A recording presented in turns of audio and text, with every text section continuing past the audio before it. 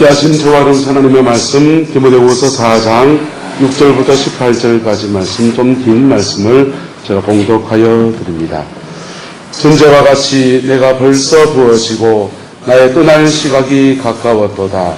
나는 선한 싸움을 싸우고 나의 달려갈 길을 마치고 믿음을 지켰으니 이제부로는 나를 위하여 의의 면류관이 예비되었으므로 주 곧 의로우신 재판장이 그날에 내게 주실 것이며 내게만 아니라 주의 나타나심을 사모하는 모든 자에게 됨이라. 너는 어서 속히 내게로 오라. 대만은 이 세상을 사랑하여 나를 버리고 데살로니가로 갔고 그레스게는 갈라디아로 디도는 달마디아로 갔고 누가만 나와 함께 있느니라. 내가 올 때에 마가를 데리고 오라. 그가 나의 일에 유익하리라. 두기고는 에베소로 보내었노라. 내가 올 때에 내가 들어와 가보에 준 겉옷을 가지고 오고 또 최근 특별히 가죽 종이에 쓴 것을 가져오라. 구리 생업자 알렉산더가 내게 해를 많이 끼쳤으며 주께서 그 행한 대로 그에게 갚으시리니 너도 그를 주의하라. 그가 우리 마을을 심히 대적하였느니라. 내가 처음 변명할 때에 나와 함께한 자가 하나도 없고 다 나를 버렸으나 그들에게 허물을 돌리지 않기를 원하노라. 주께서 내 곁에 서서 나에게 힘을 주시면 나로 말미암아 선포된 말씀이 온전히 전파되어 모든 이방인들이 듣게 하려 하심이니 내가 사자의 입에서 건짐을 받았느니라. 주께서 나를 모든 악한 일에서 건져내시고 또 그의 천국에 들어가도록 구원하시리니 그에게 영광이 세세 무궁토록 있을지어다. 아멘. 내년 11월 달 말쯤 되면은 저는 이 노래가 자꾸 떠오릅니다. 우리 큰애가 지은 노래입니다. 혼자 고3 때 공부하는 게 외로웠는지 또 힘들었는지 또 여자친구가 없는 자기의 서러움이 있었는지 이 노래를 지었습니다. 한번 들어보시기 바랍니다. 벌써 겨울이 왔네. 난 아직 없는데 옆집에 애완견도 둘이나 있는데 그 다음 가서 솔로 천국 커플 지옥 솔로 천국 커플 지옥 다 깨져버려 다 떠나버려 이런 노래죠. 자기 혼자 주방에서 기타를 치면서 막 이 노래를 부르는 것을 보면서 비교시 웃었습니다. 근데 노랫말이 너무 재미있어가지고 그 아이는 지금 여친이 있고 더 이상 이 노래를 부르지 않습니다. 근데 제 머릿속에는 이게 머리에 남아 있습니다. 우리 조민이 때 같은 20대, 10대 아이들은 월동준비라고 한다는 것이 여친 하나 생겨서 옆구리가 안 쑤시는 것, 이런 것이 월동준비가 되겠지만은 아마 우린 다 월동준비하면 옛날 추억들이 있지 않습니까? 제가 어렸을 때 저희 어머님께서는 월동준비하시면은 이제 김장이 제일 큰 제목이잖아요. 김장하실 때 아버지하고 이제 배추 절이고 말리고 씻고 그리고는 마당에 구덩이를 팝니다. 구덩이를 파고 단지를 한 이렇게 7분 응선까지 파묻고 위에만 이렇게 놔두고 그 다음에 겨울에 동안 먹을 이제 무구덩이를 파가지고는 그 무구덩이에다가 이제 무를 막 재놓고 비닐로 덮고 흙으로 덮어서 그때마다 이제 꺼내서 이제 먹는 것이죠. 여름 그걸 준비해서 위해서 우리 어머님은 여름날에 대구에 사시는데도 어디서 그 멸치를 구하시는지 멸치젓을 직접 담으셨어요. 그 액젓을 담아가지고는 장만에 드시고 그를 겨울이 되어서 이제 김장부터 시작해 나가셨습니다. 구름포에 어저께 장날 보니까 배추가 큰 차로 막 들어와서 막 팔고 있더라고요. 본격적으로 이제 우리는 김장을 준비를 하고 겨울 준비를 합니다. 그 옛날 때는 겨울 준비가 더 복잡했잖아요. 나락을 베고 난 뒤에 볏집을 엮어다가 지붕 초가집 처마를 다 입고 겨울 동안에 따뜻하게 지낼 수 있는 산에 가서 장작을 해두고 여러 가지를 그렇게 했었어요. 제 어렸을 때는 연탄을 이제 100장씩 이제 벽에다가 쌓아두고 아침마다 저녁마다 이제 겨울 동안에 연탄을 떼면서 그렇게 겨울을 우리가 났습니다. 우리 사리의 겨울살이들은 이제 많은 것들이 바뀌어졌습니다. 그런데 식물들의 세계를 가면 개들도 겨울 준비를 하고 월동 준비를 합니다. 가을이 되면 우리는 단풍머리라고 이렇게 낙엽, 단풍 진 것을 구경하러 다니지만은 잎들이 왜 단풍이 지는지 압니까? 나무나 풀들이 모든 기운을 잎에다 쏟아부어서 광합성을 하고 광합성을 하는 그 에너지를 가지고서 열매를 맺고 또 꽃을 피우고 작물의 성장을 하고 난 뒤에는 이제는 잎이 이제 겨울이 되면 모든 기능을 다 하게 되는 거예요. 잎으로 줬던 모든 영양분들을 다 거두어다가 어디에다 저장합니까? 뿌리에다 저장을 합니다. 그러면서 엽록소들이 다 바뀌어서 이 뿌리에 저장이 되고 나니까 남은 잎들이 힘이 없어서 서서히 녹색 색깔을 잃어버리게 되고 점점 더 빨간색으로 초록, 누른색으로 이렇게 물이 들면서 단풍이 지게 되면서 우리는 단풍머리를 합니다. 식물들은 자기 나름대로 겨울 준비를 하려고 몸부림을 치면서 그렇게 애쓴 수고들이 우리에게는 그저 좋은 단풍머리의 소재를 보이지만은 그들은 겨울 준비를 하고 있는 것입니다. 동물들도 겨울 준비를 합니다. 개구리들은 땅속으로 들어가고요. 곰들은 나무 둥치 속이나 동굴 속에 들어가서 동면을 하고요. 사슴 같은 동물들은 추운 곳으로 이동하기도 하고요. 좀 더운 곳으로 이동하기도 하고요. 새들도 날아가면서 자기의 위치, 살만한 곳을 떠나가기도 합니다. 나름대로 겨울이라고 하는 혹독한 환경, 혹독한 시간을 견뎌낼 수 있는 자기만의 방법들을 찾아내고 있는 것입니다. 할렐루야. 아마 여러분의 가정도 김장 이제 5분 주간부터 본격적으로 막 하기 시작할 겁니다. 옛날에는 김장을 하면 아주 추워지기 직전에 그래 했잖아요. 그래야 김치가 오래 간다고. 옛날에는 김장을 하면 얼마나 싸게 했는지 짠지를 만들어가지고는 그냥 김치 한쪽만 가지고서 밥을 다 먹을 수 있도록 그렇게 했잖아요. 시대가 참 많이 바뀌어서 우리는 김치 냉장고에 김치를 넣고 또 그렇지만은 어쨌든 우리 나름대로의 겨울 준비를 하면서 그렇게 살아갑니다. 사람이 살아가면서 인생에도 겨울이 있는데 인생의 겨울을 맞이할 때 우리가 관리해야 될 것이 준비해야 될 것이 몇 가지 있는데요. 보통 첫 번째 말한다면 체온 관리입니다. 무슨 관리라고요? 체온 관리. 몸만 좀 따뜻해도 암을 예방합니다. 특별히 이 배꼽 밑에 여기에 이 따뜻한 온열 기구를 두고 되면 이 몸이 나빠지는 것을 굉장히 방지하는데 그래서 이동호 지사님이라고 제가 아는 분하고 어디 갔다 왔는데요.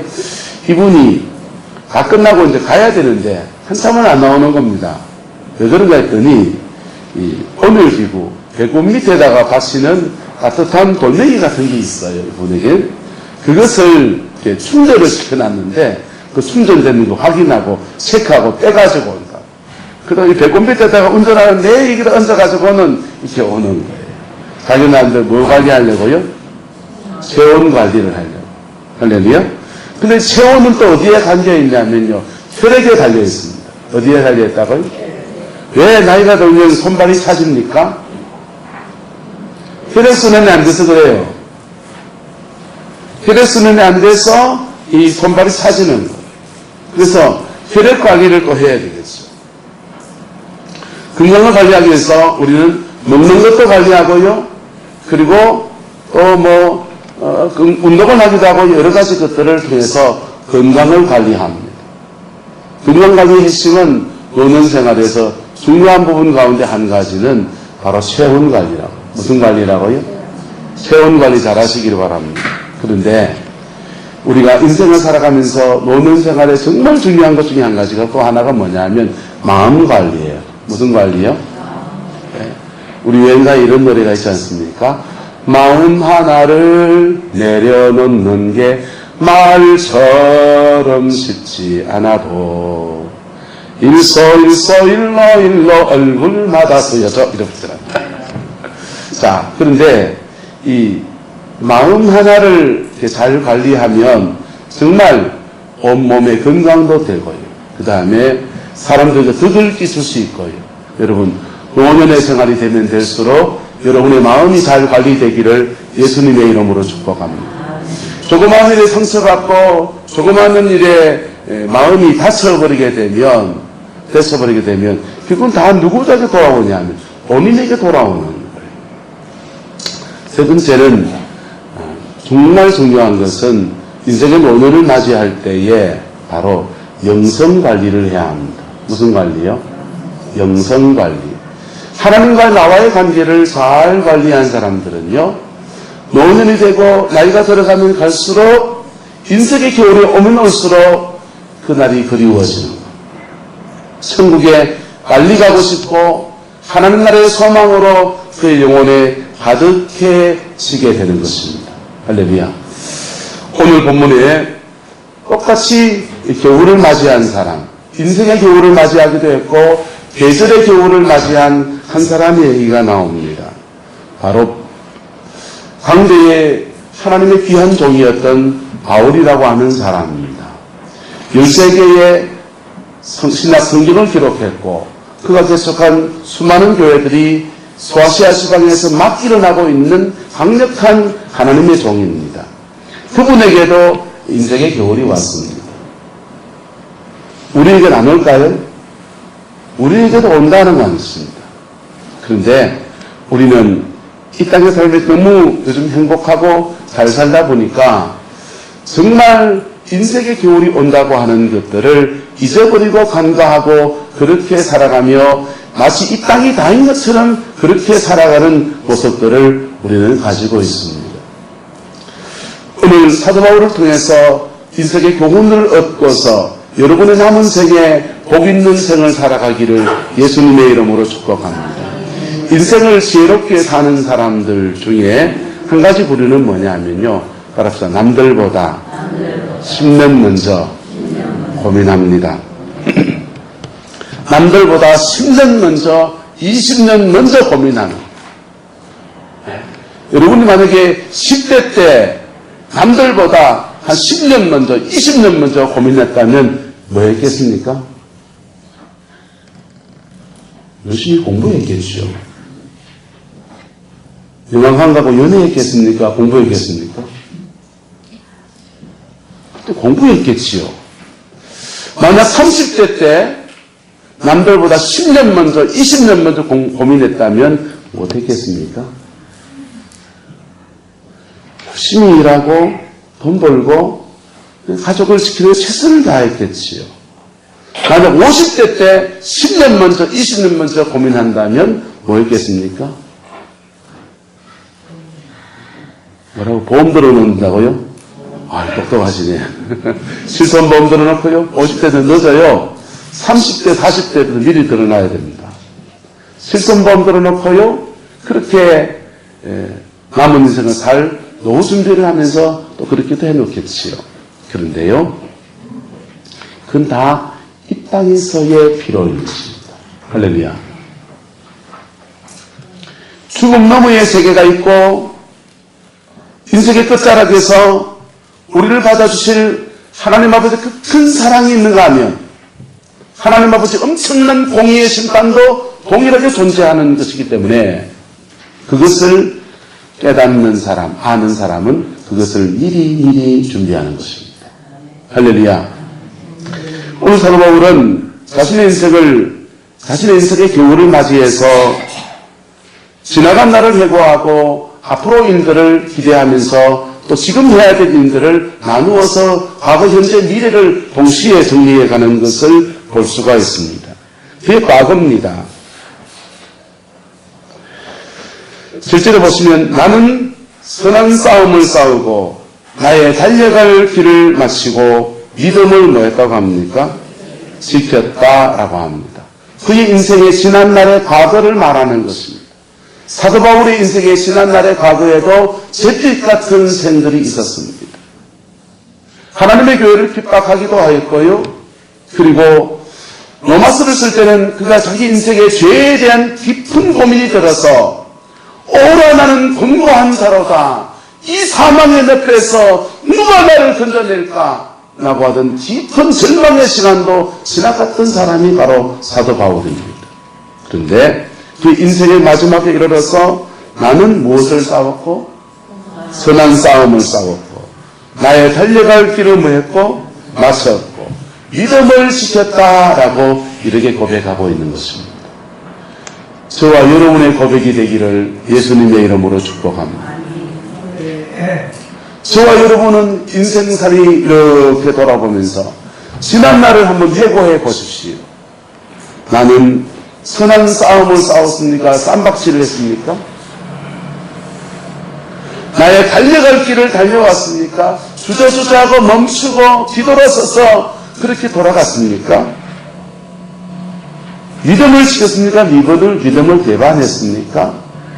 사도 바울은 자기 속에서 갈등, 자기 속에서 죄와의 씨름, 우리하고 똑같은 씨름들을 하면서 그가 내린 인생의 결론처럼 말하는 것은 선한 싸움을 싸웠고 달려갈 길을 다 달려왔고 믿음을 지켰다라고 그렇게 고백하고 있는 것입니다. 할렐루야. 자, 이것이 막연하게 이렇게 되어진 겁니까? 그가 자기의 삶을 치열하게 그렇게 살아낸 것입니까? 그냥 흘러가는데 흘러가면 이래 됩니까? 아니요. 자기의 삶의 자리에서 치열하게 살아내면서 그렇게 인생의 결론을 맺어놓은 것입니다. 그리고는요, 미래에 대해서 말합니다. 8절입니다. 이제후로는 나를 위하여서 의의 면류관이 예비되었으므로 주 곧 의로우신 재판장이 그날에 내게 주실 것이며 내게만 아니라 주의 나타나심을 사모하는 모든 자에게도니라. 할렐루야. 여러분, 사도 바울은 지난날을 회상하면서 이렇게 고백하고 그리고 앞으로를 바라보면서 죽음 너머의 세계를 바라보면서 나를 위해서 의의 면류관이 예비되어 있고 그것을 본인이 받게 될 것이라고 하는 소망을 말하고 있는 것입니다. 여러분, 여러분의 인생의 겨울날에 이런 하늘의 소망이 새롭게 열리는 은혜가 있기를 예수님의 이름으로 축복합니다. 이 땅의 소망은 점점 더 끊어졌는데 하늘의 소망이 있는 것들 때문에 감사하며 그 죽음 앞에 담담하게 나가는 그런 모습이에요. 6절에 말하면 전제와 같이 내가 지금 부어지고 라고 했는데 이 사도 바울의 죽음을 말하는데요. 이 전제는 피 흘리는 제사를 말합니다. 그래서 사도 바울이 순교의 제물이 되어서 사실은 사도 바울은 로마의 시민권자이기 때문에 예수님처럼 십자가에 못 박혀 죽지 않고 목베임을 당해서 죽었어요. 선수를 누리시고 유언을 다 하시고 편안한 밤에 돌아가시는 게 아니고 어떻게 보면은 목을 베임당하는 죄수의 신분으로 낙인 찍혀서 목베임을 당해서 죽는 세상적으로 보면 비참한 죽음일 수 있는데 사도 바울은 그 죽음 담담하게 받아들이면서 과거를 회상하고 미래를 바라보면서 하나님을 찬송하고 있는 것입니다. 할렐루야. 저와 여러분들 이 은혜가 있기를 예수님의 이름으로 축복합니다. 그런데 사도 바울은 과거를 회상하고 미래를 바라보면서 그렇게만 있는 것이 아니라 오늘 해야 할 일을 또 해나가는 모습을 볼 수 있습니다. 우리나라 그 서양 속담에 그런 말이 있지 않습니까? 내일 지구에 종말이 온다 해도 나는 무엇을 하겠다? 사과나무를 심겠다 하듯이 그에게 주어진 오늘 하루의 삶 속에서 내가 무엇을 해야 될 것인가를 사도 바울이 생각하면서 그 다음 말씀은 오늘 그가 해야 될 일들에 대한 이야기들로 가득히 채워 놓았습니다. 인생의 겨울을 맞이해서 그가 해야 될 일이 무엇인가? 첫 번째 할 것은요, 9절입니다. 너는 어서 속히 누구에게로 오라? 내게로 오라 그랬어요.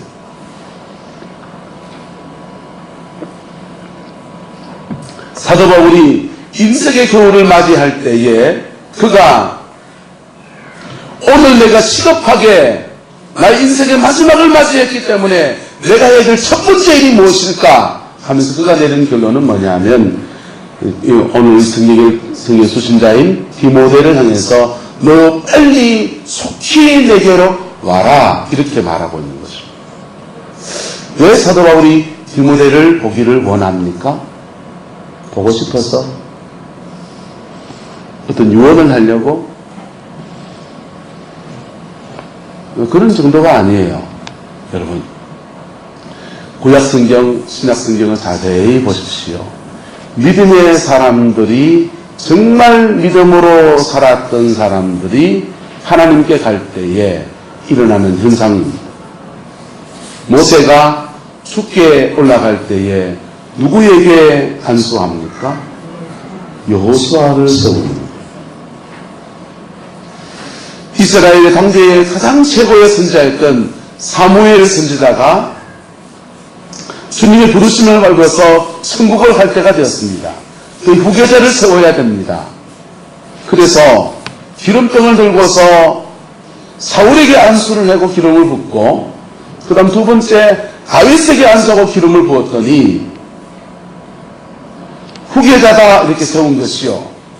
그랬더니 사람들 벌떼같이 따르면서 후계자를 와와 세워서 가망으로 세운 그런 이야기 정도가 아니고 그때부터 이상한 현상이 사울에게나 다윗에게 일어나게 됩니다. 사울왕에게는 사무엘을 통해서 기름을 받았더니 구원받았더니 사울은 그때부터 예언하기 시작합니다. 예언의 은사가 와서 그 예언을 하면서 이스라엘 백성을 모으고 그리고 블레셋과 싸워 이길 수 있는 모든 준비를 다해 나가는 하나님의 용사로 세워집니다. 다윗에게 기름을 부었더니 다윗은 갑자기 어떤 능력이 막 와가지고는 양치는 소년에서 졸지에 적장 골리앗을 대적하면서 물맷돌을 던져 나르는데 물맷돌이 무슨 로켓 포탄입니까? 적장 골리앗을 맞았더니 그냥 그 거구가 쿵 쏟아지면서 이스라엘을 구원하는 강력한 용사로 세워지는 사울에게는 안수했더니 왕으로 책임을 감당할 수 있는 지혜와 총명과 예언의 은사가 임하고 다윗에게 기름을 부었더니 다윗에게는 적장 골리앗을 끝까지 이길 수 있는 강력한 용사의 영이 그에게 임해서 하나님께서 맡기신 사명을 감당하게 되는 그런 역사가 일어나는 거예요. 디모데로 오라고 하는 것은 디모데를 보고 싶어서 물론 보고 싶지요.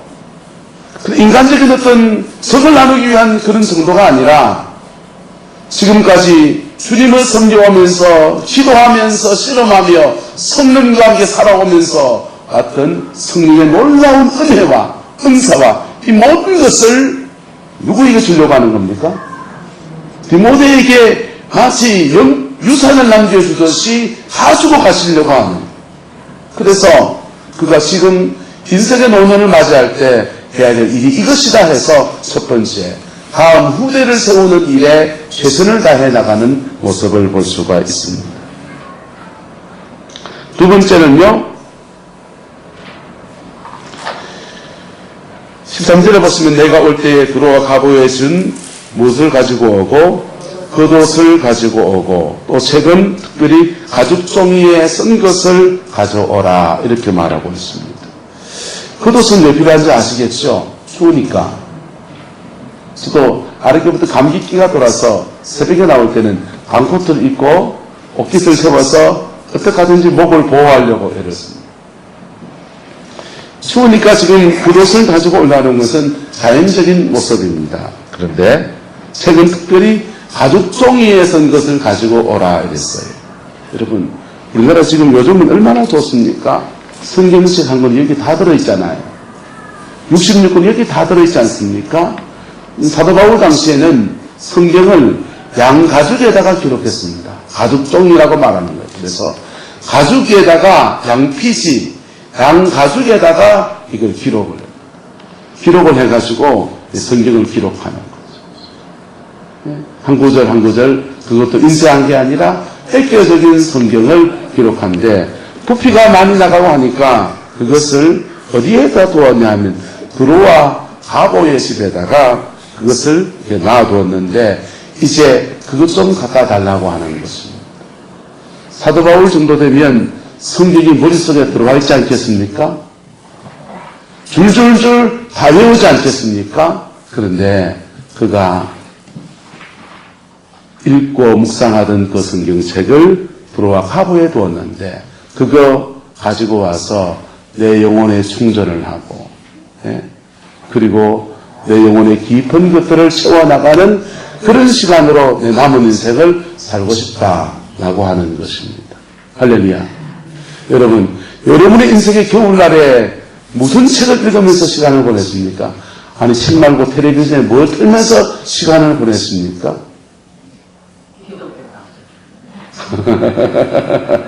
부산에 가서 뭐 참 귀합니다. 어떤 분들은요 아침부터 저녁까지 연속곡입니다. 손주라도 있으면 이 리모컨 가서 싸울 판이에요. 이건사님 아닙니까? 주원이하고 리모컨과 싸웁니까?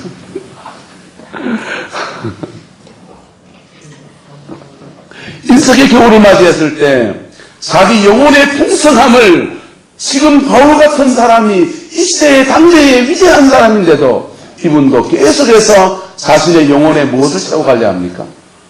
풍성함을 채워가려고 하는 거예요. 할렐루야. 그 은혜가 저와 여러분의 있기를 축복합니다. 이 시대는 영혼의 풍성함을 채우는 것이 별다른 게 없습니다. 책이나 성경책이나 그냥 하나님께 고요히 손잡고 그냥 부르짖어 기도하든지 찬송하든지 세 가지밖에 별로 없어요. 그런데 우리 시대는 얼마나 좋습니까? 이 핸드폰 하나에 온갖 좋은 목사님 설교는 다 들어와있어요. 있습니다. 그것도 잘 모르면 리모컨 돌리면 TV 채널에 좋은 목사님 설교고 찬양이고 계속 나옵니다. 그것도 모자라겠거든. 저한테 말씀하십시오. 한 45,000원 정도 하면 효다 라디오 하나에다가 그냥 한 30년 전의 설교를 다 실어드리겠습니다. 그만치 다양한 매체를 통해서 우리가 우리 영혼을 풍성케 할 수 있는 반면에 또 한편에서는 우리 영혼을 갉아먹는 수많은 것들이 존재합니다. 연속극 보는 게 나쁜 건 아닙니다. 연속극 자체는 죄는 아닙니다. 유행가 한두 곡 부르는 거 저는 죄라고 생각하지는 않습니다. 그런데 그것만 한다면, 그것에 탄익한다면 그 심각해지는 것이죠.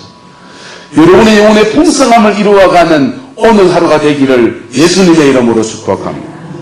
사도 바울은 인생에 지금 얼마 남지 않는 그 시간 동안에 자신의 영혼의 풍성함을 이루어 가려고 하는 자기 나름대로의 몸부림을 치고 있는 것입니다. 그런데 우리 인생살이 살다 보면 나이 들고 늙고 병들면 저 사람한테 뭘 기대할 것이 없다 할 때 한 명씩 두 명씩 그 사람을 떠나기도 합니까? 안 합니까? 네. 끝까지 붙어 있겠습니까? 사람은 사도 바울보다 위대한 사람인데도 정말 하나님의 능력이 함께하는 위대한 종인데도 이 사람을 떠나는 사람이 있고요. 이 사람을 버리는 사람이 있고요. 이 사람을 대적하는 사람도 존재하는 겁니다. 이 사람을 버리는 사람들을 한번 보십시오. 10절에 보면은요. 대만은 이 세상을 사랑하여 나를 버리고 어디로 갔고? 데살로니가로 갔고 글레스게는 갈라디아로 갔고 디도는 달마디아로 갔고 대만은 사도 바울을 떠났는데 왜 떠났느냐? 이 세상을 사랑하여서 나를 버리고 데살로니가로 떠나갔다. 그런데 글레스게와 디도는 어디로 갔느냐? 갈라디아로 달마디아로 갔다라고 하는 겁니다. 근데 글레스게나 디도는 왜 떠났겠습니까?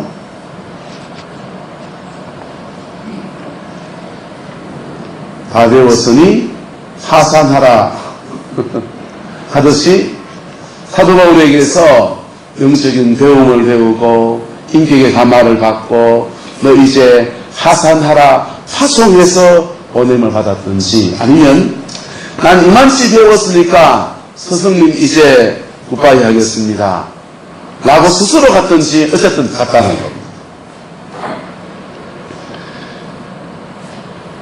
그리고 또 어떤 사람이 나오고 14절에 보시면요, 구리장색 알렉산더가 내게 뭘 많이 끼쳤다고 합니까? 배를 많이 끼쳤으니 대적자가 있었다는 것이죠. 그런데 그에 대해서 뭐라고 합니까? 주께서 그 행한 대로 말이라 갚으시리니. 그리고 디모데에게도 뭐라고 그럽니까? 너도 그를 말아 주의하라. 그가 우리 말을, 바울의 말이 뭔 말입니까? 복음이잖아요. 복음 전하는 것을 심히 대적했다 그랬습니다. 대적자가 있었는데 대적자는 복수심의 그 일을 갈고 하지 않고 누구 손에 맡겨버립니까? 주님께 맡겨드립니다. 할렐루야. 그 다음요, 16절에 보세요. 내가 처음 변명할 때에 나와 함께한 자가 뭐 했다고 합니까? 하나도 없고 다 나를 뭐 했다고 합니까? 버렸다. 사도 바울을 버린 자들에 대한 얘기입니다. 사도 바울이 첫 번째 변명할 때, 처음 변명할 때가 무슨 말입니까? 사도 바울은 로마에 압송되어 와서 두 번의 큰 재판을 거쳤습니다. 첫 번째 재판을 할 때, 그때 그를 변명해주고 함께 해줄 사람들이 있었는데 그 사람들이 다 등 돌렸다는 것이죠. 그런데 그들에게 무엇을 돌리지 않기를 원한다? 그물을 돌리지 않기를 원한다 라고 하는 것입니다. 여러분, 과거, 현재, 미래 중에서 우리가 늘 시해야 될 것은 뭡니까? 바로 오늘입니다. 할렐루야. 과거가 화려했든지 과거가 아팠든지 그것을 뒤로하고서 미래로 나가기 위해서 우리가 해야 될 건 뭐냐면 언제나 오늘이라고요. 네? 금 중에 소중한 금이 3개 있습니다. 무슨 금입니까? 네. 소금, 황금, 지금, 요즘 젊은 애들은 불금이라고 합니다. 여러분, 금 중에 정말 소중한 금이 있는데 시간이라는 것입니다. 사도 바울은요, 과거를 회상하면서 감사하며 하나님에 대한 소망을 말합니다. 그런데 그 소망 안에서 항상 그는 오늘에 충실한 것을 볼 수 있습니다.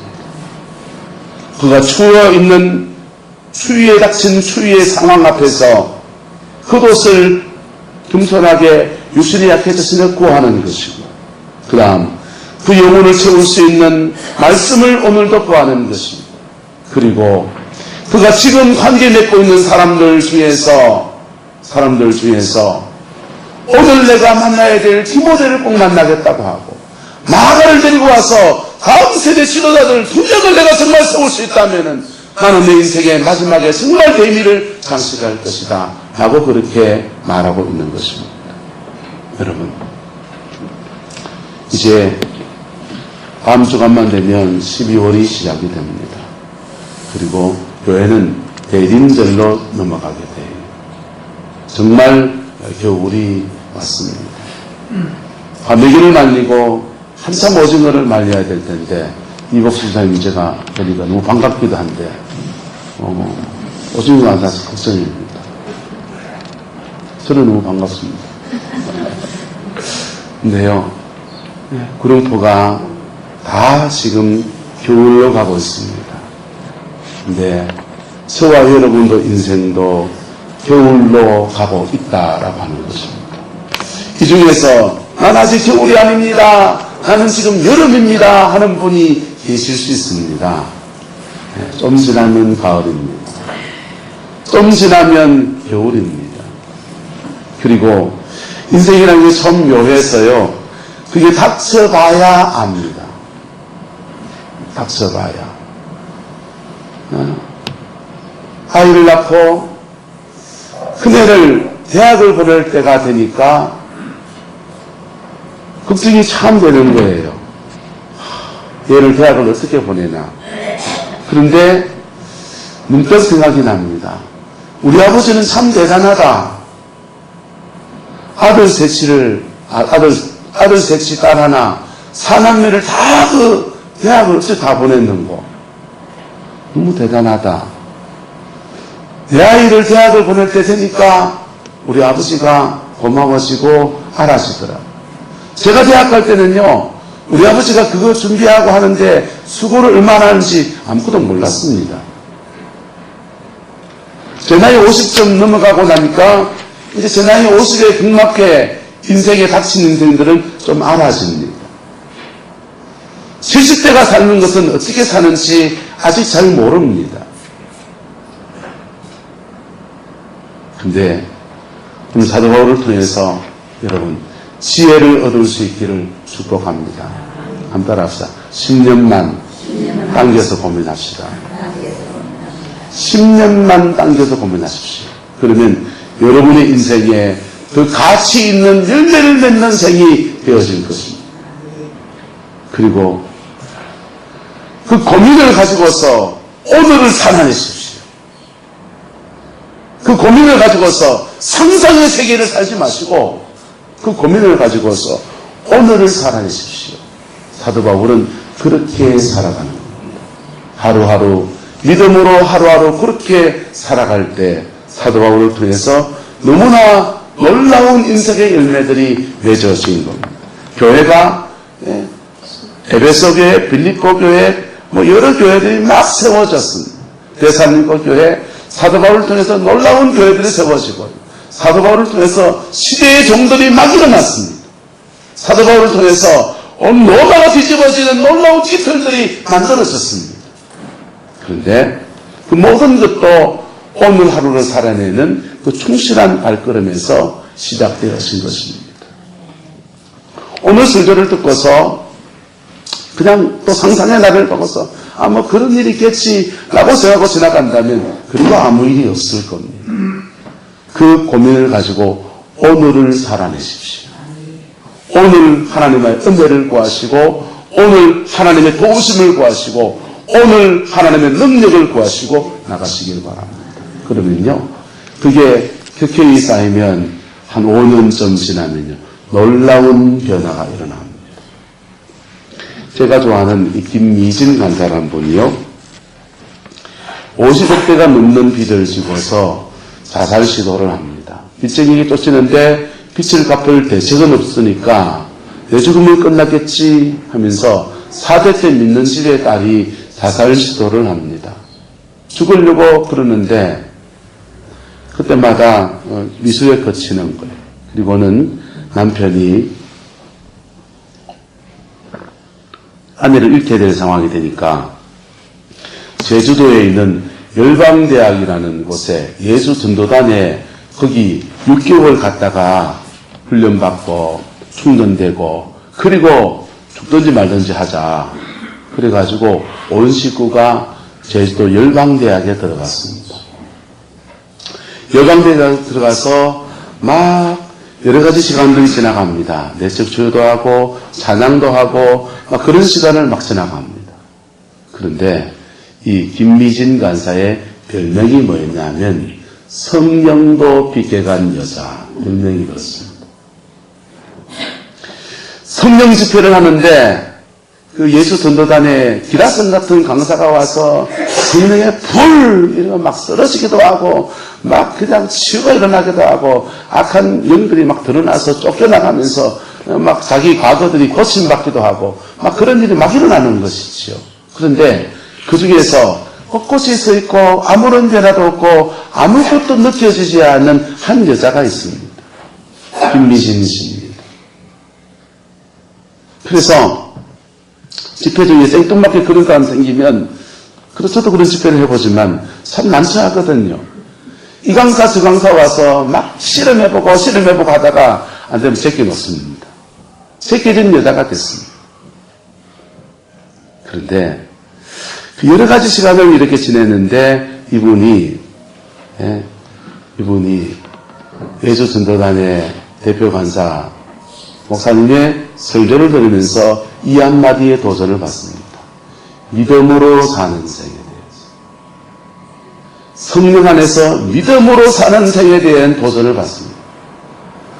그래서 김미진 씨가 그래 나는 믿음으로 한번 살아내겠다 라고 결심하고 그렇게 살아가려고 몸부림치기 시작합니다. 근데요, 처음부터 쉽게 됩니까? 어떻습니까? 처음부터 쉽게 되진 않죠. 그런데 차근차근 그 결심 가운데서 넘어지기도 하고 쓰러지기도 하면서 믿음으로 살아가는 생을 살아내기 시작합니다. 그랬더니요, 한 10년쯤 지나고 난 뒤에 하나님이 그를 일으켜 세우시는데 빚은 이미 다 갚았고 할렐루야. 그리고 대한민국 전체를 돌아다니면서 재정이 어떻게 풀어지는가, 재정에 대해서 강의를 하고 다니고, 재정 강의가 사실 아니에요. 믿음으로 사는 삶에 대한 강의지. 할렐루야. 예? 하나님 앞에 쓰임받기 시작하는데 대한민국 전체에 돈 문제, 물질 문제 고민하는 모든 사람들이 김미진 가사 강의 한번 들어보고서 이렇게 살아야 되겠다는 다시 도전을 받는 그런 사람으로 그렇게 세워져 있는 거예요. 그렇게 원하면 유튜브에 김미진 쳐보세요. 그냥 이 동네 저 동네 가서 다 해놨습니다. 그런데요, 그분이 어느 날 어느 교회에 가서 집회를 하러 강의를 하러 이렇게 가서 강의를 하는데 강의 중에 한 자매가 쫓아나오더니 미진영 자매님 안녕하세요 이렇게 인사를 하는 거예요. 누군가 가만히 보니까 그때 제주 열방대교에서 예수 전도단 집회할 때 가장 성령의 터치를 많이 받고 그냥 불 이러면 이쪽에 쓰러졌다 저쪽에 쓰러졌다가 막 그랬다가 어랬다 저랬다가 가장 성령 충만한 것처럼 보였던 그 자매가 그 집회 장소에 세미나 장소에 거기 와가지고 앉아있는 거예요. 그래서 강의를 끝내고 이런저런 얘기를 하다 보니까 그 제주 열방대교에서 그렇게 성령 충만한 것 같은 그 자매는 10년이 지났는데 10년 전이나 지금이나 똑같더래요. 그러면 불 받아서 그러고 성령 충만 얘기하면은 너무 은혜가 받아서 그런데 자기 삶의 자리에 하나도 변화가 없더라. 하나님이 인생에 함께 하시는 놀라운 선거와 역사들이 그냥 몸으로 느껴서 하는 이런 정도에서 끝나고 있더라는 거예요. 여러분, 성령이 함께 하시는 것이 여러분의 인생에 열매로 나타나는 역사가 있기를 축복합니다. 그의 삶의 열매로 나타나는 역사는 오늘 사도바울과 같이 십자가에서 은총을 의지해서 날마다 그에게 주어진 사람들 속에 사랑으로 살아내고 믿음으로 살아내는 몸부림들 속에서 이루어지는 것입니다. 자기를 버리는 사람도 있습니다. 대적하는 사람도 있었습니다. 배반하고 떠나간 사람도 있습니다. 여러분, 세상 풍조는 그렇지 않습니까? 사람이 붙기도 하고 떨어지기도 하고 그렇지 않습니까? 그런 속에서 날마다 믿음을 지키며 날마다 그가 해야 될 일을 하고 그가 만나야 될 사람을 만나고 그리고 하나님이 그에게 맡기신 직무에 충실해 갔더니 하나님이 어여럿이 그에게 의의 멸류관을 예비하시는 은총을 허락해 주신 것입니다. 여러분, 때로는 이런 사람들을 만납니다. 자신의 인생을 복수하는 데 다 써버립니다. 인생살을 살면서 억울한 일에 하나씩 두 가지 안 얽히는 사람이 누가 있습니까? 그 억울한 일에 얽혀서 그것을 복수하는데 자신의 시간을 다 써버리고 자신의 에너지를 다 써버리는 거예요. 대구에서 개척교회를 할 때 교회에 박정아 자매라고 출석을 했는데요. 이 자매의 아버지가 경산에서 골프장을 했습니다. 골프장이 땅이 꽤 넓은 땅이잖아요. 그래서 그 골프장이 시가로 한 30억, 그 당시 돈으로, 1990년대 돈으로 30억대의 돈이 되는 그것을 이제 팔았는데, 파는 과정에 동업자하고 자기 말입니다. 공무원하고 둘이 짜가지고 자기는 돈 한 푼 못 받게 됐다라고 하는 겁니다. 거기에 가정의 미래를 걸고 있고 새로운 사업에 대한 구상을 가지고서 이걸 팔고 시작하려고 했는데 남자의 꿈이 다 무너져 버린 겁니다. 되찾아야 됩니까? 안 찾아야 됩니까?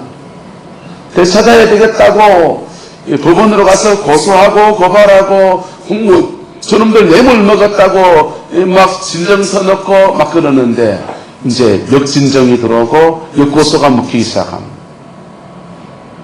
오히려 본인이 그 어려움을 겪고 재판에 지면 상대방 재판비용까지 다 내야 됩니까? 안 내야 됩니까?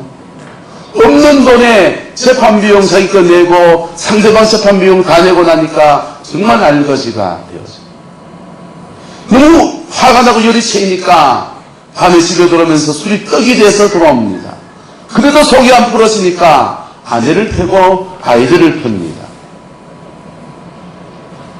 그 생활을 5년, 6년쯤 하고 나니까 자녀들 둘이가 완전히 망가진 상태에서 우리가 만납니다. 여러분의 인생을 복수하는 데 다 쓰지 않기를 축복합니다. 여러분의 인생을 하나님 앞에서 오늘 하루 살아내고 뛰어넘을 거 뛰어넘어가면서 그렇게 복되게 살아내는 은혜가 있기를 예수님의 이름으로 축복합니다. 그러면 우리는 사도 바울 같은 이런 놀라운 열매가 맺히지 못할지 모릅니다. 그러나 우리 인생에 소담한 열매는 맺어질 겁니다.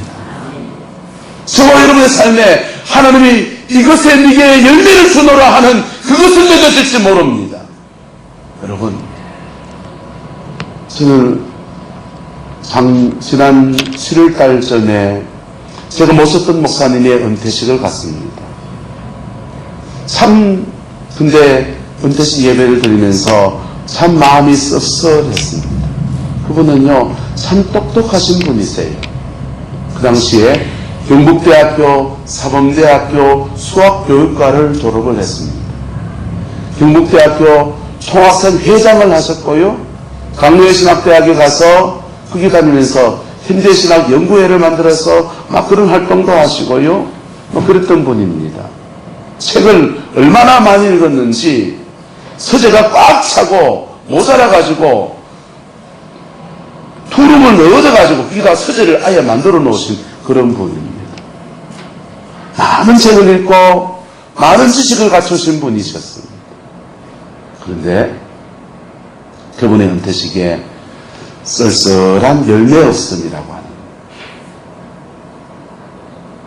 성도들은 목사님이 등을 걸리고 있는데 그냥 모양새만 좋게 해서 은퇴식에서 내보내는 그런 상황입니다. 제가 모셨던 목사님이기 때문에 저는 그분을 욕할 수 없고요. 그분에게 배운 것이 너무 많습니다. 방법론요, 정말 뛰어난 뇌를 가지고서 목회를 이렇게 하는 거다 저렇게 하는 거다 말하시는데 너무나 주옥 같은 얘기였습니다. 그래서 저는 그분에게 정말 많이 배웠습니다. 근데 정작 당신의 목회에는 별로 열매가 없는, 저는 목사라서 목사들의 열매를 주로 보면서 저를 당금질하는 도구로 사용합니다. 여러분들은요, 여러분들에게 맞는 열매를 맺는 사람들을 볼 수 있기를 축복합니다.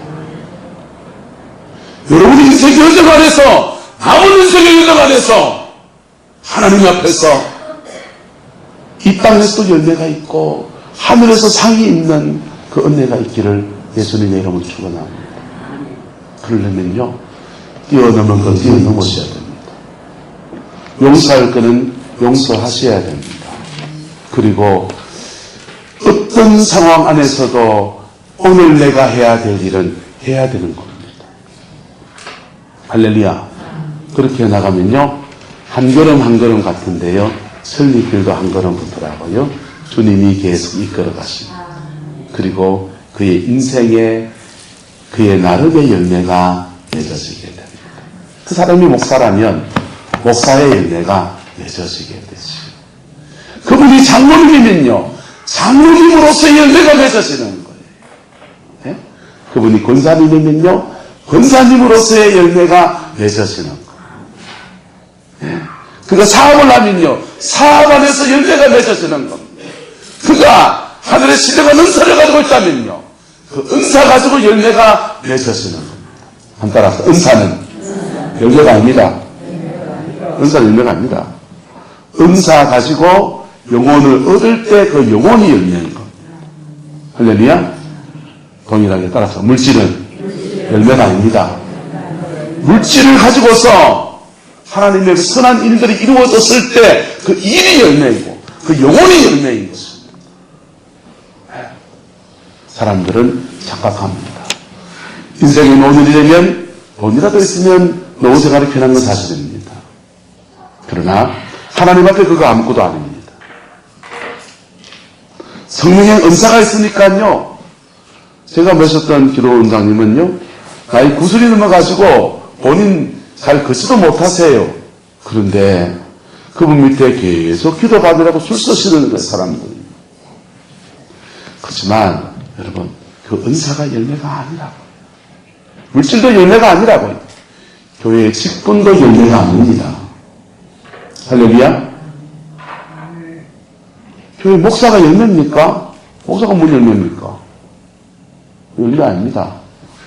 어떤 목사, 목회 안에서 어떤 인생을 세웠느냐, 그게 열매인 겁니다. 할렐루야. 우리는 열매 아닌 것들 가지고서 열매를 착각하면서 우리 인생을 살아갑니다. 그것을 취하려고, 그것을 이룩하려고 인생을 투자합니다. 여러분, 진정한 주님의 열매는 그런 것이 아닌 것입니다. 근데 직분이 있으면 열매 맺기가 좋습니까? 안 좋습니까? 좀 도움이 되지요. 물질이 있으면 열매 맺기가 좋습니까? 안 좋습니까? 좀 도움이 되지요. 성령의 은사가 있으면 열매 맺는 도움이 됩니까? 안 됩니까? 도움이 되지요. 그래서 여러분, 그래서 하나님은 우리에게 열매를 맺으라고 은사도 주시고 물질도 주시고 직분도 허락하시고, 네? 세상에도 세우시고 교회에서도 세우시는 역사들을 허락해 주시는 거예요. 뭐 하라고요? 열매 맺으라고. 여러분, 그러나 직분에 상관없이 모든 그리스도인이 동일하게 맺어야 될 열매는 세 가지입니다. 첫 번째, 따라서 내가 열매입니다. 내가 열매예요. 내가 알곡되는 겁니다. 쭉쟁이나 가라지가 아니라 내가 알곡되는 겁니다. 두 번째 열매는 가정의 열매입니다. 무슨 열매라고요? 가정의 열매. 누구나 다 가정을 가지고 살지 않습니까? 가정 안에서 그리스도의 사랑과 거룩함으로 그 가정 안에서 믿음의 열매를 맺어내는 것입니다. 세 번째는요, 사역의 열매입니다. 사역의 열매는 그가 처한 환경 따라 달라져요. 목사는 목사의 열매를 맺고요, 자신이 사업하는 사람이면 사업하는 사람으로서의 열매를 맺기를 축복합니다. 여러분, 그것이 다 어디에 시작됩니까? 믿음 가지고 오늘 하루를 살아내는 데서 시작되어지는 것입니다. 이제 우리는 겨울로 들어갑니다. 사도 바울의 겨울을 보면서 우리의 겨울을 복되게 만들어가는 그 은혜가 저와 여러분과 함께 하시기를 예수님의 이름으로 축복합니다. 기도하겠습니다. 사랑과 은혜가 많으신 아버지 하나님, 주님의 나라가 이루어지게 하옵소서. 주님의 뜻이 이루어지게 하옵소서. 주님의 영광이 함께 하시며 우리 모든 성도들이 생활과 삶의 자리 안에서 아름다운 믿음의 열매를 맺으며 남은 인생의 복으로 살아낼 수 있도록 축복하여 주시옵소서. 아버지, 아브라함 같은 믿음은 모자라지만은, 다윗 같은 용기는 모자라지만은 우리는 오늘 하루를 살아낼 수 있는 하루의 은혜가 있기를 소망합니다. 성령님 역사해 주시고 주장하여 주시고 이끌어 주시옵소서. 주께서 함께 하시기 원합니다. 예수님의 이름으로 축복하며 기도드리옵나이다. 아멘. 지금은 우리 구주 예수 그리스도의 은혜와 우리 하나님의 그 크신 사랑과 성령의 내주 교통하시며 우리와 함께 하시고 우리의 남은 세계 열매 맺게 하시고 전국교회 성답게 서버가시는 그 놀라운 역사가 오늘 믿음으로 예배를 드리며 주님의 얼굴을 구하는 성공의 모든 성도들 위해 가정과 삶의 모든 자리를 위해 지금부터 영원토록 함께 계시기를 간절히 축원하옵나이다.